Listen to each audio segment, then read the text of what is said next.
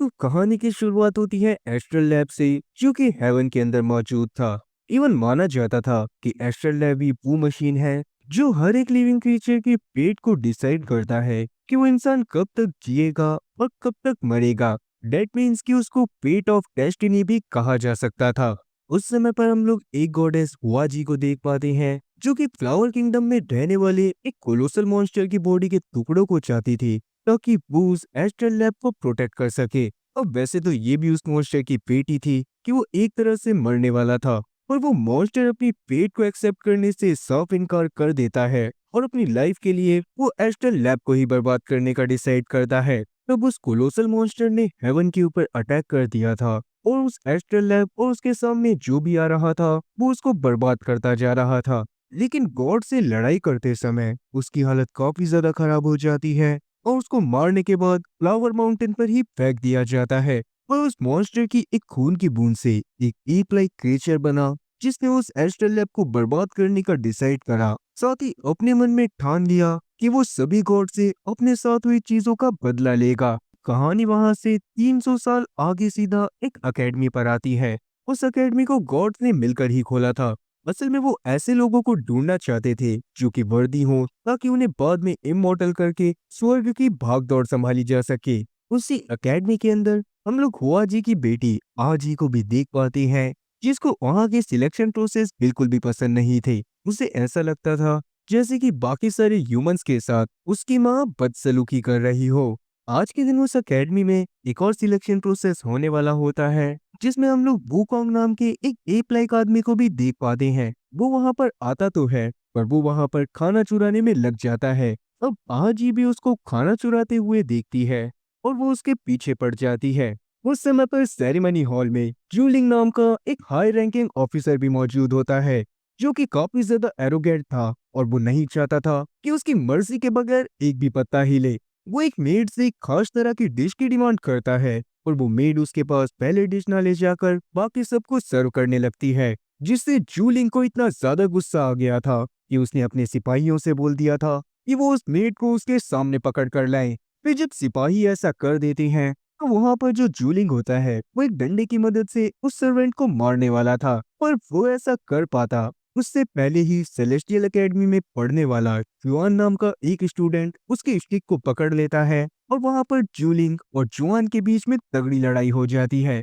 उसी समय पर वहां पर आजी आ गई थी और उसने जूलिंग के पिछवाड़े पर एक खतरनाक लात मार दी थी। लेकिन जाहिर सी बात है कि जूलिंग को तो ये सारी चीजें एक बेइज्जती लग रही थी। वो अब आजी के ऊपर भी अटैक करने वाला था कि किस्मत से वहां पर स्टोन के एकेडमी का एक स्टूडेंट तुरंत ही जूलिंग के ऊपर अटैक कर देता है और उन दोनों की तगड़ी भसड़ होने लगती है। पर वो भी सेलेस्टियल किंगडम की फोर्स का जनरल है, तो उसके अंदर भी कोई ना कोई बात तो जरूर होगी। वो एक ही बार में स्टोन के एकेडमी के बंदे को दीवार से चिपका देता है और अब वहां पर एंट्री होती है वूकोंग की। वो उस समय पर अपनी मंकी वाली हरकतें कर कर जूलिंग को मारे जा रहा था, जिससे जूलिंग इतना ज्यादा परेशान हो जाता है कि वो अपनी ही सेना से बोलता है कि वो लोग वूकोंग को पकड़ें। लेकिन वूकोंग इतना ज्यादा पावरफुल होता है कि कोई भी वूकोंग के सामने टिक नहीं पाता और वूकोंग बड़े आराम से सब लोगों को पीटता रहता है।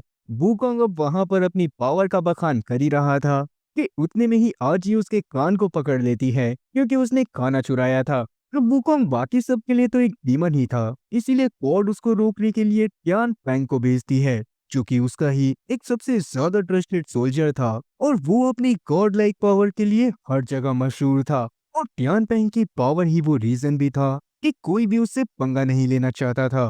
पर वूकोंग तो वूकोंग होता है, वो बड़ी आराम से ट्यांग पेंग से बिना किसी डर के लड़ाई करने लगता है। उन दोनों की लड़ाई चली रही थी कि वूकोंग ने अपनी स्टिक को काफी ज्यादा बड़ा कर लिया था और वो उसकी मदद से ट्यांग पेंग के ऊपर अटैक करने वाला था। तब आजी उसको रोकने के लिए उसकी स्टिक के बीच में आ जाती है और अब वूकोंग से अपनी स्टिक नहीं संभाली जा रही थी। लेकिन वो एकदम से ये देखकर शॉक में आ जाता है कि आजी ने अपनी जेस्चर फिंगर से उसकी इतनी बड़ी स्टिक को रोक दिया था। पर सच्चाई तो यही थी कि आजी इतनी ज्यादा पावरफुल नहीं थी। उसके पीछे शांग खड़ा होता है, जो कि आजी का ही पर्सनल बॉडीगार्ड था और वो काफी ज्यादा पावरफुल था। मतलब कि पूरी स्टिक आजी ने नहीं बल्कि शांग ने रोकी थी। लॉन्ग सच में इतना ज्यादा पावरफुल था कि उसके बस एक ही मुक्के से वूकोंग उड़ता हुआ जाता है और बाद में सेलेस्टियल किंगडम के लोग उसको बंदी बना लेते हैं।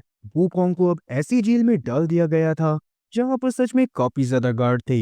इवन सबसे बड़ी दिक्कत तो ये होती है कि वूकोंग के साथ शांग को भी पकड़ लिया गया था, क्योंकि गॉड की मर्जी के बिना कुछ भी करना बिल्कुल इलीगल माना जाता था। आजी की हरकत की वजह से हुआजी उसके ऊपर काफी ज्यादा गुस्सा होती है और आजी उससे बस यही रिक्वेस्ट करती रहती है कि एटलीस्ट वो शांग को छोड़ दे, क्योंकि शांग तो वहां पर उसकी मदद करने के लिए आया था और आजी और वूकोंग ने ही वहां पर लड़ाई चालू करी थी। आजी और हुआजी की इतनी ज्यादा आपस में नहीं बनती थी। आजी फिर भी वहां पर हुआजी के लिए एक तालिस्मान गिफ्ट में लेकर आई होती है, जिसको वो हुआजी के पास छोड़कर ही चली जाती है। फिर जब ट्यांगपोंग उस तालिस्मान को देखता है तो उसको अपनी गर्लफ्रेंड आयु की याद आ जाती है, जिसने एक बार उसको एक चमकने वाला पत्थर गिफ्ट करा था और वो उन दोनों को काफी ज्यादा पसंद आया था। शांग को भी वूकोंग के साथ ही रखा हुआ था, पर वो पता नहीं किस मिट्टी का बना हुआ होता है कि उसकी गलती ना होने के बावजूद भी जब उसको जेल हुई थी तब भी वो कंप्लेन नहीं कर रहा था। उतने में ही वहां पर हुआजी खुद आ जाती है, जो कि शांग को फ्री करने के लिए आई थी। और तब वूकोंग भी खुद को फ्री करवाने की डिमांड करने लगता है और उसको फ्री करने के नाम पर हुआजी उल्टा उसको एक क्राउन पहनाती है, जो कि वूकोंग को शुरुआत में तो काफी ज्यादा अच्छा लग रहा था, पर वो क्राउन असल में उसको कंट्रोल करने के लिए था। वूकोंग को क्राउन पहनाने के बाद गॉडेस जब जब भी कुछ मंत्र को पढ़ा करती थी तो वो क्राउन अचानक से टाइट होने लगता था और वूकोंग को असहनीय दर्द होता था। तो वूकोंग के इतने ज्यादा दर्द को देखकर आजी को बिल्कुल अच्छा नहीं लगता। तब वो डिसाइड करती है कि वो वूकोंग को पनिश करने का काम अपने हाथों में लेगी ताकि उसे कम से कम दर्द मिले। इस चीज की डिमांड वो गॉडेस के सामने रखती है और हुआजी भी उस शरारती बंदर का इंचार्ज आजी को ही बनाकर चली जाती है। वूकोंग अभी तो बेहोश था। उसको सपने में दिखाई देता है कि कैसे जब वो एक छोटा बंदर था तब उसको एक बूढ़े आदमी ने ढूंढा था और उस बूढ़े आदमी ने ही उसको इंसान का भी रूप दिया था और उसकी काफी सारी पावर्स को लॉक कर दिया था। तो इसका मतलब साफ है कि वूकोंग की अभी तक हमें जितनी भी पावर दिखाई गई है वो उसकी असली पावर का सिर्फ छोटा सा नमूना है।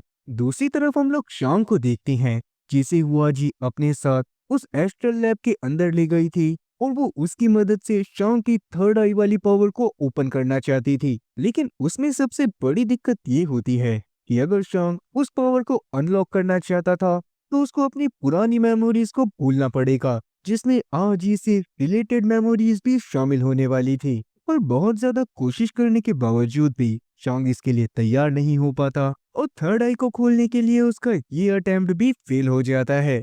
वूकोंग को इस तरह से फंसाने के बाद आजी को भी बिल्कुल अच्छा नहीं लग रहा था, इसीलिए वो सबसे छुपकर उसकी केयर भी करती रहती है, जैसे कि उसने उसके बड़े बालों को काट कर छोटा कर दिया था और साथ ही वो उससे अच्छे से बात भी करा करती थी। वूकोंग को अपने छोटे बाल पसंद नहीं आते और क्योंकि अपनी नजरों में तो वो एक कैदी ही था, इसीलिए वो वहां से छूटने की कोशिश करता है और आजी के ऊपर ही गिर जाता है। आजी को इससे थोड़ा सा अजीब तो लगा था, पर कहीं ना कहीं वूकोंग की हरकतों को देखकर उसके दिल के भी थोड़े से तार हिल गए थे। तभी अचानक से सेलेस्टियल किंगडम पर वूकोंग की नजर पड़ती है और उसे याद आता है कि वो बचपन से ही व्हील ऑफ फेट से कितनी ज्यादा नफरत करता था। उसने इन 300 सालों में उस बूढ़े आदमी से काफी सारी लड़ाई करने के तरीके सीखे थे ताकि वो व्हील ऑफ फेट को डिस्ट्रॉय कर सके। तो जैसे ही उसे अपना ये मकसद याद आता है वैसे ही वो प्लानिंग करने में लग जाता है कि वो व्हील ऑफ फेट को किस तरह से डिस्ट्रॉय कर दे।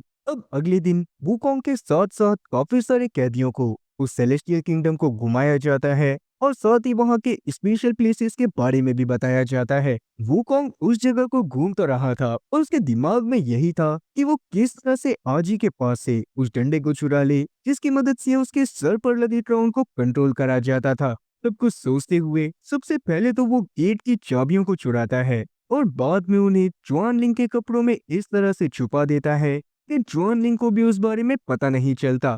फिर इसके बाद सब लोग व्हील ऑफ फेट के पास जाते हैं तो वहां पर हुआजी उस व्हील ऑफ फेट के बारे में और साथ ही उस डीमन के बारे में बताने लगती है जिसको उसने पहले के टाइम पर डिफीट करा था। उस दौरान क्योंकि फ्लावर माउंटेन भी डिस्ट्रॉय हो गया था, तो ये बात याद आने के बाद वूकोंग को काफी ज्यादा गुस्सा आता है और उसको अपने अंदर डिमोनिक पावर महसूस होने लगती है और वो कुछ कर पाता उससे पहले ही आजी अपनी माँ के डिसीजन के ऊपर सवाल खड़े करती है, क्योंकि उसकी माँ के डिसीजन उसको भी पसंद नहीं थे।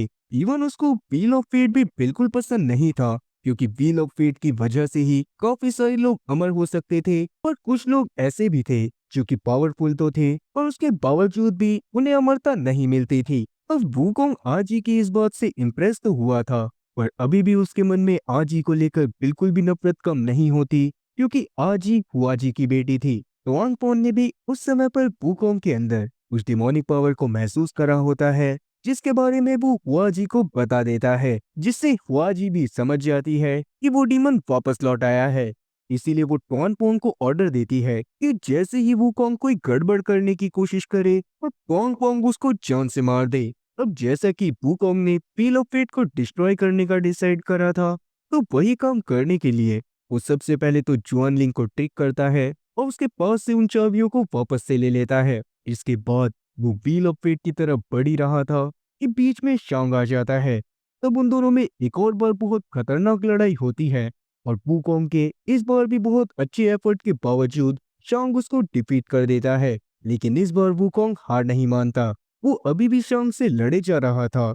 और तभी वहां पर चांग की मदद करने के लिए टोंगपोंग आ जाता है और वो दोनों मिलकर वूकोंग को मारने की कोशिश कर ही रहे थे कि तभी वहां पर आजी भी आ जाती है और उन तीनों को रोकने की कोशिश करने लगती है। अब आजी को लड़ाई के बीच में आता देख वूकोंग गुस्से में उस पूरे ब्रिज को ही डिस्ट्रॉय कर देता है जिसके ऊपर वो लड़ाई कर रहे थे, जिससे वूकोंग, आजी, टोनपोंग और साथ ही शांग वूकोंग के उस बड़े से डंडे के साथ अर्थ पर मौजूद एक गांव में गिर जाते हैं। उस समय पर वूकोंग का वो बड़ा सा डंडा जमीन के अंदर ही धंस गया था और वूकोंग उसको निकाल नहीं पा रहा था। और उसके बावजूद भी वो शांग और टोंगपोंग से ऐसे ही लड़ाई करने की कोशिश करता है, पर लड़ाई को करते करते ही उन तीनों को रियलाइज होता है कि वो तीनों ही अर्थ पर आने की वजह से अपनी मैजिकल एबिलिटीज को खो चुके हैं और सिर्फ फिजिकल एबिलिटी से वो तीनों ही एक दूसरे से नहीं जीत सकते थे। इसीलिए अभी वो लड़ाई को छोड़कर वापस से स्वर्ग कैसे जाना है इसके बारे में सोचना चालू कर देते हैं। तभी आज ही नोटिस करती है कि उनकी तरफ धीरे धीरे उस गांव के लोग बढ़ रहे थे। उनका मानना ये था कि आसमान से जो भी चीज जमीन पर गिरती है वो डिमोनिक होती है, और यही रीजन भी था कि वो लोग आजी और उसके साथियों को जान से मारने आ रहे थे, क्योंकि वो डिमोनिक चीजों से काफी ज्यादा डरते थे। जब वूकोंग, शांग, वांगपिंग और साथ ही आजी उन लोगों को अपने बारे में एक्सप्लेन कर पाते कि तभी अचानक से आसमान में वहां पर एक क्लाउड डीमन आ जाता है, जो कि गांव वालों के ऊपर अटैक करना चालू कर देता है। उसको देखते ही गांव वाले जल्दी से अपने घर में घुस गए थे और उन्होंने अंदर से डोर को लॉक कर लिया था। पर बाहर एक बच्चा छूट गया था और उस क्लाउड डीमन ने उसके ऊपर अटैक भी कर दिया था। उस समय पर बच्चे को बचाने के लिए एक औरत बीच में आ जाती है, जो कि काफी ज्यादा सुंदर थी। वो औरत कोई और नहीं बल्कि आयु थी, जो कि एक दिन अचानक से स्वर्ग से गायब हो गई थी। और अब टोनपोंग को समझ में आ रहा था कि आयु शांति की तलाश में अर्थ पर आ गई थी। तब उसको क्लाउड डीमन के हमले से बचाने के लिए पोंग खुद बीच में आ जाता है और वो क्लाउड डीमन पोंग को खींचने लगता है। और पोंग को बचाने के लिए चांग और वूकोंग उसके एक एक हाथ को पकड़ लेते हैं। और तब आजी भी एक विलेजर से फ्रीजिंग एरो को लेकर उसे क्लाउड डीमन की तरफ शूट कर देती है, जिससे क्लाउड डीमन थोड़ा सा घायल हो जाता है और उस जगह से तुरंत भाग जाता है। अब अगले दिन जब पोंग की आंख खुलती है तो वो आयु को अपने पास देखकर तुरंत ही उसे हक कर लेता है। पर आयु को तो अपनी पास्ट मेमोरीज के बारे में कुछ भी याद नहीं था। ना तो उसे टॉनपोंग के बारे में याद था और ना ही सेलेस्टियल किंगडम के बारे में। इवन उस गजनी की औलाद को तो ये भी याद नहीं होता कि वो उस गांव में कर क्या रही थी। दूसरी तरफ जब वूकोंग और शांग की आंख खुलती है तो वो देखते हैं कि उन दोनों को बांध कर रखा गया था। ये काम आजी ने करा था ताकि वो दोनों फिर से लड़ाई चालू ना कर दें। आजी चाहती थी कि वो लोग गांव वालों की मदद करें और उस क्लाउड डीमन को पूरी तरह से खत्म कर दें, क्योंकि हर रात को वो क्लाउड डीमन गांव में आता था और गांव में मौजूद लोगों को जान से मार देता था। वूकोंग, चांग और टॉनपोंग तीनों ही इस काम के लिए मान जाते हैं और सबसे पहले वो लोग एक प्लान बनाते हैं। उन लोगों ने अपने प्लान के अकॉर्डिंग काफी सारे कपड़ों से सूरज को पूरी तरह से ढक दिया था और ऐसा लग रहा था जैसे कि वहां पर अंधेरा हो गया हो। फिर जैसे ही वो क्लाउड डीमन वहां पर आता है, वैसे ही गांव वाले उसका स्वागत आज फ्रीज एरो से करने लगते हैं। पर इतने छोटे से एरो से उस डीमन को इस बार ज्यादा फर्क नहीं पड़ रहा था, और इसीलिए अब ट्वान पोंग और साथ ही शांग मिलकर एक प्लान बनाते हैं जिसके अकॉर्डिंग उन लोगों ने एक पीस कैनन को ही बना लिया था। वो दोनों ध्यान भटकाते हुए उस क्लाउड डीमन को वूकोंग के सामने लेकर आते हैं और वूकोंग उस पीस कैनन की मदद से उस क्लाउड डीमन को पूरी तरह से जमा देता है। फिर क्लाउड डीमन के जमीन पर गिरते ही गांव में बारिश भी चालू हो गई थी, जिससे गांव वाले और ज्यादा खुश हो जाते हैं क्योंकि एक तो बारिश की वजह से उनके सूखे कुएं भर गए थे और अब उनकी फसल भी अच्छी होने वाली थी। सबको यही लग रहा था जैसे कि आज ही और उसके साथियों को भगवान ने उनकी मदद करने को ही भेजा हो और बाकी सब तो इससे खुश थे। और टॉन पोंग की जिंदगी का दुख तो खत्म ही नहीं हो रहा था। आयु को अभी भी याद नहीं आया होता कि टॉन पोंग कौन है और इसीलिए टॉन पोंग उसको वो फ्लेमिंग स्टोन वापस कर देता है जो कि आयु ने पहले के समय पर उसे दिया था। क्लाउड डीमन उस गांव में मारा गया था, ये जानकर तुरंत ही एक सेलेस्टियल सोल्जर वहां पर आता है क्योंकि व्हील ऑफ फेट के अकॉर्डिंग तो वो क्लाउड डीमन ही उन गांव वालों को मारने वाला था और पूरे गांव को बर्बाद कर देने वाला था। अब गांव वालों ने क्योंकि पहले ही क्लाउड डीमन को हराया था तो वो लोग सेलेस्टियल सोल्जर से तो क्या ही डरते। वो लोग सेलेस्टियल सोल्जर से लड़ाई करना भी चालू कर देते हैं और वो सेलेस्टियल सोल्जर उनके ऊपर अटैक करना चालू कर देता है। तब उससे लड़ाई करने के लिए वूकोंग, शांग, टॉन पोंग और आजी सामने आते हैं और क्योंकि उन लोगों के पास अभी उनकी मैजिकल एबिलिटीज नहीं थी तो वो लोग सेलेस्टियल सोल्जर से नहीं लड़ पाते। उस समय पर वूकोंग की हालत को उन सेलेस्टियल सोल्जर ने बहुत बुरी तरह से खराब कर दिया था और वो लोग उसकी जान लेने वाले थे, जो देखकर आजी खुद बीच में आ जाती है और उस समय पर ख्वाजी भी वहां पर आ गई थी। वो बेहोश वूकोंग के पास जैसे ही आजी को रोता हुआ देखती है तो वो समझ जाती है कि आजी वूकोंग से काफी प्यार करती है, मगर ख्वाजी को तो ये मंजूर ही नहीं था। वो उस समय पर इतना ज्यादा गुस्से में आ जाती है कि वो बिना घबराए गांव वालों के साथ साथ पूरे गांव को ही बर्बाद कर देती है।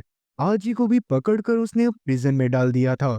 वहां पर आजी से मिलने के लिए शांग आता है जो कि आजी के लिए काफी ज्यादा बुरा फील कर रहा था और सबसे ज्यादा बुरा वो लोग वूकोंग के लिए फील कर रहे होते हैं क्योंकि वूकोंग को आग से झुलसती हुई जंजीरों के साथ बांधा गया था और वूकोंग ने दर्द सहते रहने का डिसाइड करा था क्योंकि उसके मन में उम्मीद होती है कि एक दिन वो उन जंजीरों से छूटेगा और आजी के साथ अपनी एक दुनिया बसाएगा। लेकिन आजी नहीं चाहती थी कि वूकोंग उसके लिए इतना ज्यादा दर्द सहन करे। वो शांग से उसको वूकोंग के पास लेकर जाने को बोलती है और जब शांग ऐसा करता है तो वहां पर आजी वूकोंग को बुरा भला बोलती है, जिससे वूकोंग को लगने लग गया था कि आजी भी उससे प्यार नहीं करती और वूकोंग तब वहां पर झुलसती हुई जंजीरों की वजह से राख में बदल जाता है। वूकोंग का शरीर तो तब आग की वजह से पूरा राख बन गया था और उसका दिल जो कि एक डिमोनिक दिल था वो पत्थर का होने की वजह से आग में भी नहीं जलता।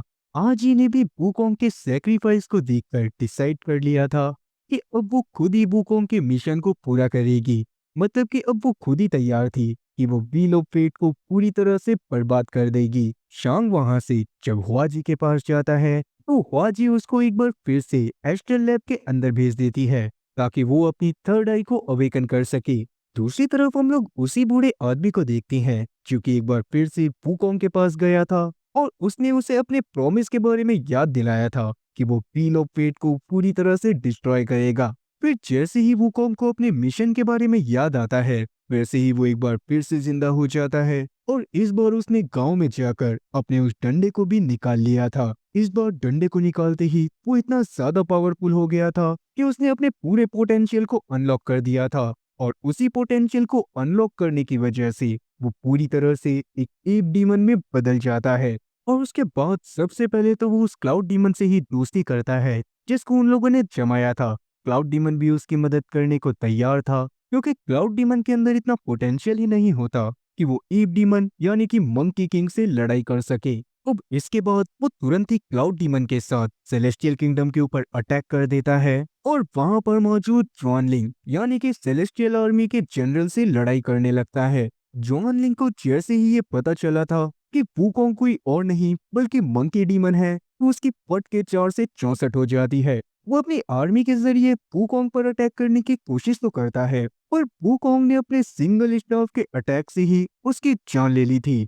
इवन उसका अटैक इतना ज्यादा पावरफुल था कि आधे से ज्यादा सेलेस्टियल सोल्जर्स तो उसी वक्त मारे गए थे। अब तक शांग ने भी अपनी थर्ड आई को ओपन कर लिया था और हुआ जी तब उसको अपने कंट्रोल में ले लेती है क्योंकि उसने ट्वान पोंग को जान से मार दिया था। और इसका रीजन तो आप लोग समझ ही गए होंगे। आयु की मौत के बाद ट्वान पोंग इतना ज्यादा टूट गया था कि उसने सेलेस्टियल आर्मी के ऊपर ही अटैक करने की कोशिश करी थी और उसी बात के गुस्से में हुआ जी ने उसकी भी गुद्दी नाप दी थी। तभी वहां पर आजी आ जाती है और वो गुस्से में हुआ जी से ही लड़ाई करने लगती है। अब तक वो बूढ़ा आदमी जिसने वुकोंग की मदद करी थी वो ट्वान पोंग को भी जिंदा कर चुका था। तब ट्वान पोंग अपना बदला लेने के लिए गुस्से में वुकोंग के साथ मिलकर सेलेस्टियल आर्मी को ही खत्म करने लगता है और अब वो व्हील ऑफ फेट और साथ ही हुआजी दोनों को ही खत्म करना चाहता था। अब जब तक वो लोग सेलेस्टियल आर्मी को खत्म करके व्हील ऑफ फेट के पास पहुंचते हैं तब तक वहां पर हुआजी ने आजी के ऊपर अटैक करना चालू कर दिया था। वो उसको बहुत बुरी तरह से मार रही होती है और तब वुकोंग उसकी मदद करने के लिए जाता है। ट्वान पोंग भी अब गुस्से में आकर उस व्हील ऑफ फेट को डिस्ट्रॉय करने वाला था कि तभी वहां पर हुआजी व्हील ऑफ फेट के सामने एक प्रोटेक्टिव शील्ड बना देती है जिसको देखने के बाद वुकोंग को काफी गुस्सा आता है। वो अपने शाफ्ट की मदद से उस प्रोटेक्टिव शील्ड को तोड़ने लग गया था और उसी बीच मौका पाकर हुआजी ट्वान पोंग को फिर से जान से मार देती है जिससे इस बार वुकोंग को इतना ज्यादा गुस्सा आ गया था कि उसने एक ही बारी में प्रोटेक्टिव शील्ड को तोड़ दिया था। आगे वो हुआजी के ऊपर अटैक करने ही वाला था कि तभी वहां पर चांग पहुंच जाता है जो कि पहले तो ताकतवर था ही पर अब एक तो वो इमॉर्टल हो चुका था और उसकी पावर भी कई गुना बढ़ चुकी थी जिसका मतलब साफ था कि ना तो उसको मारा जा सकता था और ना ही उसको हराना इतना ज्यादा आसान होने वाला था। और उससे डरे बिना लगातार वुकोंग उसके ऊपर अटैक करता रहता है। वो तब तक उसको मारने की कोशिश करता है जब तक वुकोंग के अंदर जान थी। पर एक समय ऐसा भी आया था जब शांग ने वुकोंग को पूरी तरह से डिफीट कर दिया था और हुआजी बार बार शांग को ऑर्डर दिए जा रही थी कि वो वुकोंग को पूरी तरह से खत्म कर दे। वुकोंग अभी भी आजी और ट्वान पोंग के लिए लड़ने को तैयार होता है और शांग भी अब उसको जान से मारने ही वाला था कि तभी शांग को आजी के विजन्स आने लगते हैं जो कि उसको वुकोंग को जान से मारने से रोक रही थी। फिर जैसे ही शांग को आजी और अपनी पास्ट लाइफ के बारे में याद आता है तो वो हुआजी का ऑर्डर मानना ही छोड़ देता है और वुकोंग के साथ मिलकर उल्टा हुआजी के ऊपर ही अटैक कर देता है। हुआजी जब देखती है कि शांग भी अब वुकोंग के साथ मिल गया है तो वो एक बहुत बड़े सेलेस्टियल डीमन में ट्रांसफॉर्म हो जाती है। उसने डिसाइड कर लिया था कि अब वो शांग और वुकोंग दोनों को मार देगी और साथ ही व्हील ऑफ फेट को भी बचा लेगी। और वुकोंग और शांग भी व्हील ऑफ फेट को डिस्ट्रॉय करने के लिए नहा धोकर लग गए थे। वो जैसे तैसे तो हुआजी का ध्यान भटकाते हैं और बाद में वुकोंग अपने शाफ्ट को काफी ज्यादा बड़ा करके उस व्हील ऑफ फेट पर देकर मारता है जिसकी वजह से उस व्हील ऑफ फेट के टुकड़े टुकड़े हो गए थे और साथ ही हुआजी का भी डी एंड हो गया था। हुआजी के खत्म होने के बाद वुकोंग और शांग दोनों ही शांत हो जाते हैं। पर जैसा कि शांग एक गॉड बन गया था और वुकोंग एक डीमन तो शांग चाहता था कि वो वुकोंग को भी खत्म कर दे पर किस्मत से आज वो दिन नहीं होता। वो वुकोंग को खुली धमकी देता है कि अगर उसने दोबारा से सेलेस्टियल किंगडम में आने की कोशिश करी तो वो वुकोंग को जान से मार देगा। वुकोंग भी तब शांति से अपने फ्लावर माउंटेन पर लौट गया था। उसने वहां पर मौजूद गांव वालों को फिर से जिंदा कर लिया था। इसी के साथ ये कहानी यहीं पर खत्म होती है और इस कहानी से हमें ये जानने को मिलता है कि बेशक से आप भगवान ही क्यों ना हो कभी भी ऐसे डीमन को तंग मत करना जिसकी वजह से वो एक पहाड़ बन जाए और उसके रहने की पूरी जगह खत्म हो जाए, नहीं तो वो बाद में बदला लेने के लिए जरूर आएगा। उम्मीद है कि एक्सप्लेनेशन अच्छी लगी होगी और अगर एक्सप्लेनेशन अच्छी लगी हो तो चैनल को सब्सक्राइब करना और बेल नोटिफिकेशन को भी ऑल पर सिलेक्ट करना और वीडियो को भी लाइक करना। मैं ऐसी ही और मजेदार एक्सप्लेनेशन वीडियोस लाता रहूंगा। खैर तब तक के लिए टाटा और गुड बाय।